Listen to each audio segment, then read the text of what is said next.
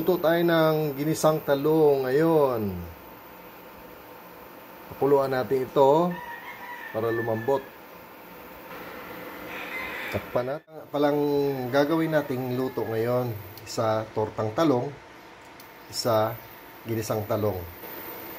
As usual, gigisa ulit kasi ito ay inihaw. Ito na lang, pinapalambot lang natin ang talong. Yan, ready ko na ang panggisa. Dito rin yung isang itlog.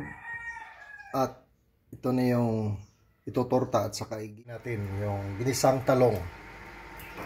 Painit lang tayo ng mantika. Mainit na. Kamatis ang sunod. And gaya ng dati, sibuyas ulit.